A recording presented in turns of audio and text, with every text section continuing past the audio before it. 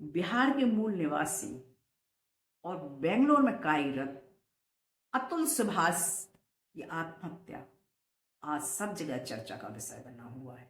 प्रत्येक news channel पर और जितने भी यूट्यूब चैनल हैं सब जगह चर्चा का विषय बना हुआ है। चर्चा का विषय है उनका 24 पेज का सुसाइड नोट और 1 घंटे 23 मिनट की वीडियो। उस वीडियो की एक क्लिप आपको भी दिखाना मैं अनिवार्य समझती हूँ। मेरा नाम अतुल सुभाष है। मैं तकरीबन 34 साल का हूँ। बैंगलोर में रहता हूँ। आज करने जा रहा हूँ। इसका कारण 5 लोग हैं। पहला, प्रिंसिपल फैमिली कोर्ट जज जौनपुर नीता कौशिक। दूसरा, मेरी पत्नी निकिता सिंघानिया जो कि एक्सेंचर कंपनी में काम करती है दिल्ली में। तीसरा, मेरी मदर इन लॉ निशा सिंघानिया जो कि जौनपुर में रहती हैं। चौथा, मेरा ब्रदर इन लॉ अनुराग सिंघानिया जो कि और उर्फ पीयूष सिंघानिया, अनुराग उर्फ पीयूष सिंघानिया जो कि जौनपुर में रहता है। पांचवा, मेरे पत्नी के अंकल सुशील सिंघानिया जो कि जौनपुर में रहते हैं। वीडियो क्लिप से जाहिर हो रहा है कि उन्होंने सबसे बड़ा प्रश्न चिन्ह कानून और न्यायालय और न्याय व्यवस्था पर उठाया है। भ्रष्टाचार तो एक मुद्दा है ही, और दूसरा मुद्दा है कानून व्यवस्था। और हमारे ऐसे कानून हैं कि एक व्यक्ति कानून का फायदा उठाकर दूसरे व्यक्ति को पीड़ित करता है। न्याय का मतलब है नीति संगत और न्यायपूर्वक निष्पक्ष दोनों के साथ व्यवहार किया जाना चाहिए। न्याय की मूर्ति तो सभी ने देखी है।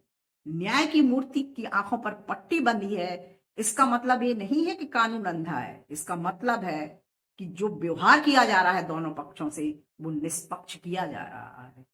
काम होता है कि गवाहों को सुने, उनसे बोले कि सबूत पेश करें, दोनों गवाहों की दलील सुने और फिर फैसला करें। इस केस से तो ऐसा लगता है कि न्यायाधीश पूर्वाग्रह से ग्रसित है। उसमें इन तीनों बातों का अभाव था। दोषारोपण का मतलब ये नहीं है कि व्यक्ति दोषी है। न्यायाधीश, महिला न्यायाधीश पूर्वाग्रह से ग्रसित कि पुरुष है तो दोषी ही है। पुरुष प्रधान समाज में पुरुष की ऐसी दयनीय स्थिति ये हमारी कानून व्यवस्था की वजह से ही है। ये न्यायालय की प्रणाली ऐसी है कि एक पुरुष इतनी दयनीय स्थिति में पहुंच गया और वो आत्महत्या पर मजबूर हो गया।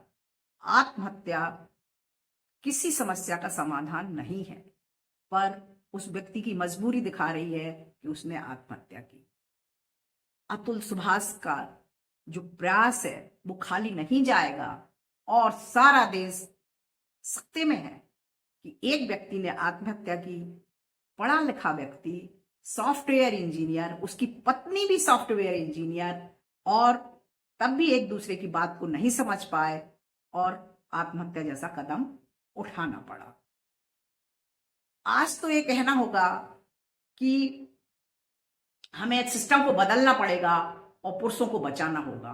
पुरुषों को क्या बचाना है? और भी ऐसे कानून है जो एक तरफा कानून है। मुझे तो लगता है कि कानून बनाने वाले भी किसी ना किसी पूर्वाग्रह से ग्रसित होते हैं, इसलिए ऐसे कानून बनाते हैं कि एक पक्ष उसका फायदा उठा लेता है और दूसरा पक्ष पीड़ित हो जाता है। जरूरत है कानून को बदलने की, सिस्टम को बदलने की, न्याय व्यवस्था को बदलने की। और आज आप देखो पुरुषों के दुख के लिए और पुरुषों की आवाज उठाने के लिए महिलाएं आगे आ रही हैं।